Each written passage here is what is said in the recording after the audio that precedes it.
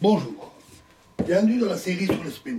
Donc on a vu que les particules quantiques, se comportent typiquement comme des ondes à la mesure localisée ponctuelle sur une cible, par une plaque photo, etc. près, et les aspects quantifiés. L'onde correspondant à une particule comme l'électron est généralement appelée fonction d'onde. Puisque les impacts sont localisés, il est clair que l'électron peut aussi être une onde localisée dans une petite région de l'espace. Et ça peut être vu comme un paquet d'ondes, c'est-à-dire une onde nulle, puis qui croît et qui diminue, puis qui disparaît. On a donc une certaine largeur et le paquet se déplace à une certaine vitesse. La particule, le paquet d'ondes, a une certaine largeur L, que l'on peut aussi noter delta X, où X est la position dans une direction, et delta, c'est un symbole qui soit utilisé pour représenter une certaine largeur, une certaine incertitude.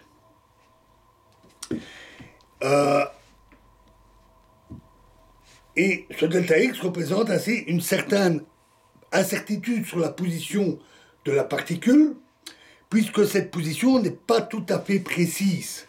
La largeur du paquet n'est pas nulle, il y a un certain étalement du paquet. Donc on ne peut pas dire que la particule est là, ou qu'elle est là, elle est dans une certaine région.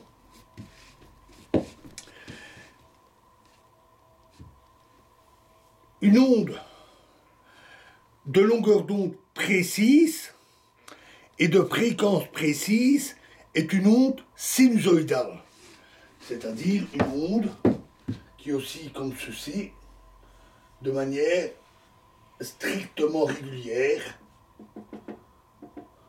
Donc lambda et nu, fréquence précis, de hauteur constante et éternelle dans le passé et le futur, toujours identique à elle-même.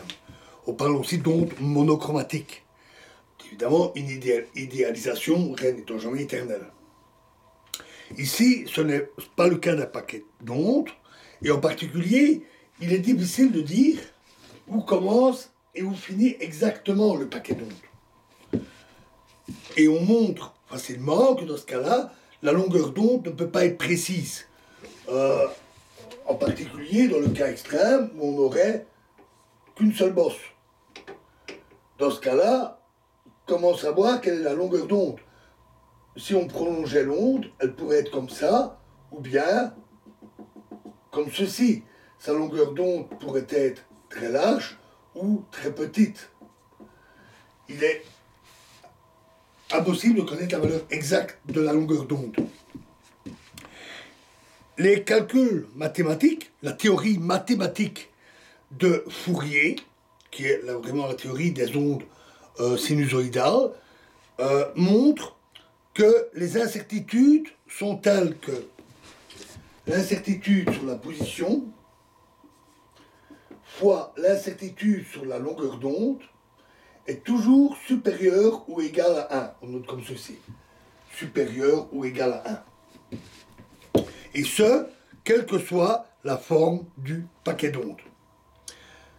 Pour nos particules, on peut alors utiliser la relation de De Broglie, dont on a parlé, qui relie l'impulsion et donc la vitesse à la longueur d'onde, et on trouve que delta x fois delta v est toujours supérieur ou égal à h sur 2 pi m, où pi c'est le rapport du diamètre au périmètre d'un cercle. C'est 3,14, on le rencontre très souvent dans les formules. Et m est la masse de la particule, h la constante de Planck, et delta v, l'incertitude, pas sur la fréquence ici, attention de ne pas les confondre, l'incertitude sur la vitesse. On voit donc que la position et la vitesse ne peuvent pas être simultanément précis. Le simultanément est important. La position pourrait être très précise, mais alors c'est la vitesse qui serait imprécise, parce que ça doit être plus grand qu'une certaine valeur, ou l'inverse. Mais ça ne peut pas être tous les deux très précis. Si les deux ils étaient très très très petits tous les deux, on aurait un nombre inférieur à ça.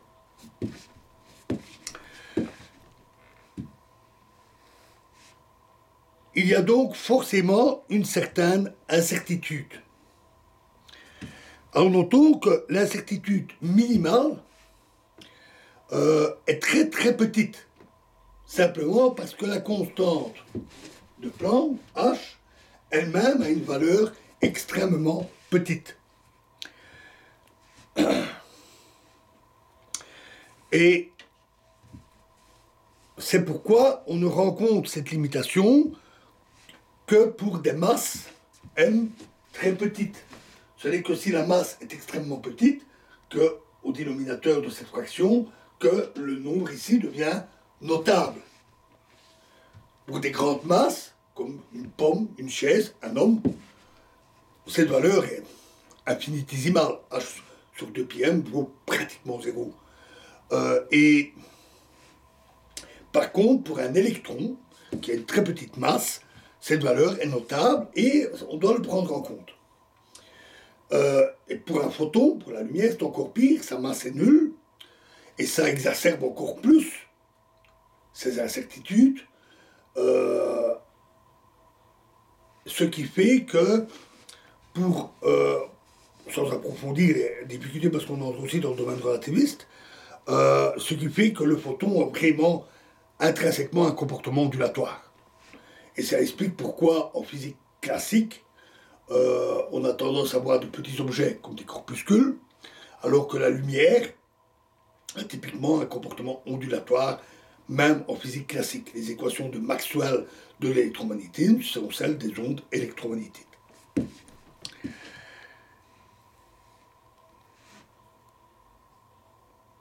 Alors, cette relation est appelée principe d'incertitude de Heisenberg. C'est lui qui l'a établi très tôt, au tout début de la mécanique quantique, dont il est l'auteur de la toute première formulation.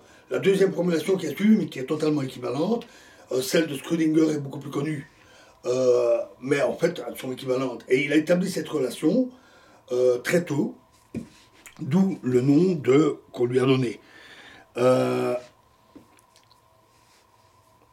Elle est parfois vue comme un effet de la mesure, et c'était le cas très tôt au début de la mécanique quantique. Les particules, en effet, les particules quantiques, sont en effet tellement légères, comme un électron, que la moindre perturbation qui peut s'effectuer lors d'une mesure modifie fortement leur position et leur vitesse. Et d'où des problèmes pour avoir les valeurs exactes. On mesure l'un, ça perturbe l'autre. On mesure la position, ça perturbe la vitesse, et vice-versa. Et c'est vrai que c'est lié. Et qu'on peut relier ça à la mesure. Et toutes les expériences, en particulier les expériences de pensée, donc imaginées, qui ont été conçues, imaginées pour avec toutes sortes de méthodes, de dispositifs parfois très ingénieux, mais tenant compte de ces perturbations et des lois classiques de la mécanique et de l'optique, conduisent aussi à ces relations. Ça semble incontournable. Mais en réalité, cette incertitude est en effet beaucoup plus fondamentale qu'une simple incertitude de mesure ou d'une méconnaissance des valeurs de la position et de la vitesse avant mesure. C'est lié à la nature ondulatoire des particules. Et donc, c'est une incertitude intrinsèque. Et donc, le nom de principe d'indétermination qui est venu peu après, mais qui est beaucoup moins connu. Le premier nom, c'est beaucoup plus répandu. On entend plus souvent parler de principe d'incertitude, mais principe d'indétermination est une expression beaucoup plus juste. La position et la vitesse sont en partie indéterminées réellement, intrinsèquement. Alors ce phénomène a fait couler beaucoup d'encre. le fait que particules aient réellement des positions et vitesses imprécises a même semblé insupportable à certains. Ce fut le cas d'Einstein. Avec sa fameuse expression « Dieu ne joue pas au dé ». Rappelons-nous le caractère aléatoire des impacts dans l'expérience de Jung. Ce genre de choses, il ne le supportait pas. Et il n'était pas le seul. Et surtout au début de la mécanique quantique. Mais même encore maintenant, il y a quelques irréductibles dans ce domaine. Et les débats sur le principe d'indétermination, ou d'incertitude, sont souvent interminables. Tant il est difficile de saisir la nature quantique des choses. Tellement elles sont éloignées de notre quotidien du monde classique. Pourtant, déjà vu sous l'angle ondulatoire, ce n'est pas si mystérieux. Il faut juste l'admettre. Voilà, alors ça reste une description quand même assez qualitative. Et nous avons besoin de descriptions un peu plus précises. Et ça, nous verrons dans la prochaine vidéo. Nous parlerons de la description par les états quantiques. Je vous remercie.